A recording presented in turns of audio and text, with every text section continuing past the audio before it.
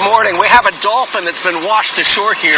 We're attempting to try to see if we can get it back out into the water. Clearly it was washed in during the hurricane. It certainly has gone through a lot of trauma here. I see a really strong burn. It's in deep water. Let's see if it will actually swim. Okay, watch out. Let's see if it can do what it does best. It's exhausted. Alright, well, we're going to see. There we go. That's great. Just swam away. Let's hope it. Okay. Let's see if that dolphin now gets back out. It's got a little bit of surf to kick through here. It looks like it's coming back in. You know, we're going to advise the Dolphin Training Network to see if they can give us a little advice on how to help get this dolphin to do what it should do naturally if it doesn't swim back out.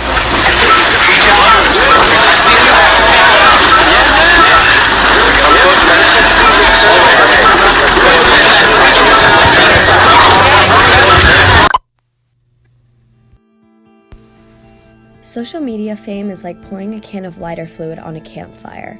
It blows up for a good 30 seconds and may seem like it'll burn down the entire forest, but as soon as the lighter fluid is burned, the flame shrinks to the small campfire it was before. The age of doing something out of the kindness of your heart is over. Bring in the age of Instagram glorification. The amount of people that have genuinely good intentions and want to help, yet stop and wait for someone to get out a camera to do it, defeats the whole purpose of random acts of kindness. Because what could be kindness is drowned in self-promotion. Go to the Instagram Explore page, for example. You will see people saying, like to make this poor sick kid's day, or retweet to show your support. But there's no reason to why pressing a button makes any difference in a person's day. Yet people still turn to social media for their day-to-day praise and confidence boost.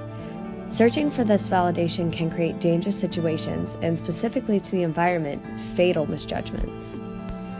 A research case study performed by Taylor and Francis shows that there are psychological effects of risk of glorification on social media, stating that people are more likely to do things that they know are blatantly dangerous and unsafe just to get the video. We've all heard the do it for the vine, do it for the gram, but is it really worth it? Marine strandings are a common issue in a naturally occurring event. Cape Cod alone sees an average of 226 stranded whales and dolphins per year. Strandings occur when the animals are deceived by the depth of the water due to moving sand on the seafloor and moving tides, creating shallow pools of cut-off water from the ocean. Due to these animals' pack mentality, they stay in large groups, meaning if there is one animal stranded, you are likely to find many more, as seen in this video of almost 20 dolphins washing ashore at the same exact time. People often find the urge to help these animals when they wash ashore, and this is extremely valuable as some species of sea turtles are quickly going extinct, and every turtle saved means wonders. But what you don't see is them pausing to make sure the camera's rolling. These animal rescue videos are among some of the most viral internet trends. Everyone loves to see a hero in action, but is their motive to help or to look good online? This is the issue of social and digital imperialism. It takes away from the humanity of good deeds and replaces it with a conceited agenda.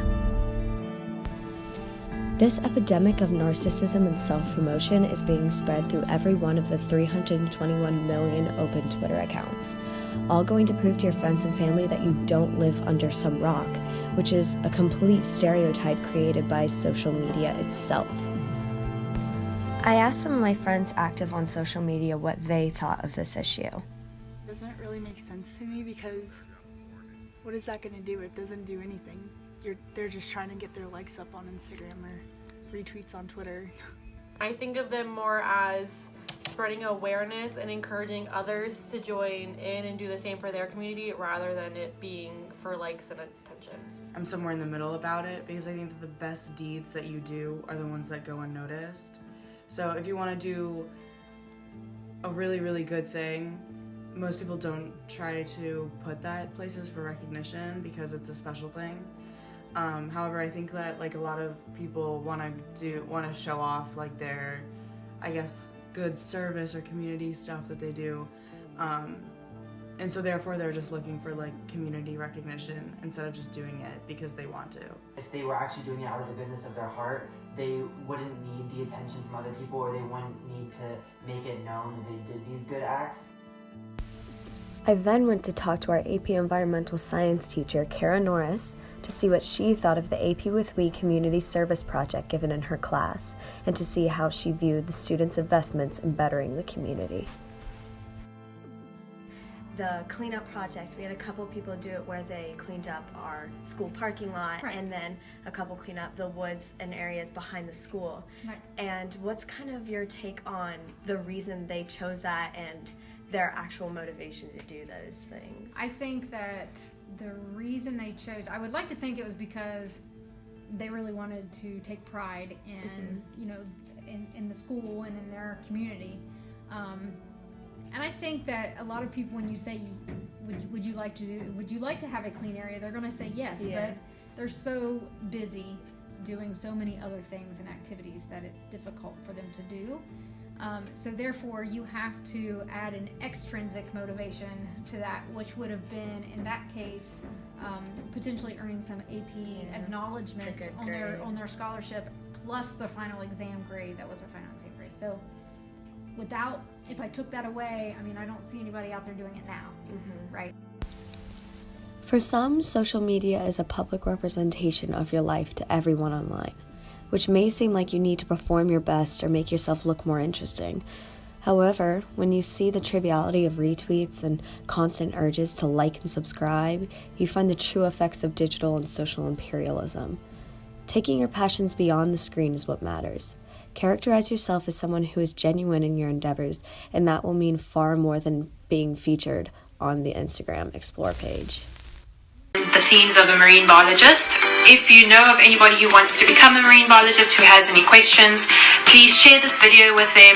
If you have any questions, you can leave them down in the comments below or tweet me and I will try and answer them. Please like my video, give it a thumbs up, subscribe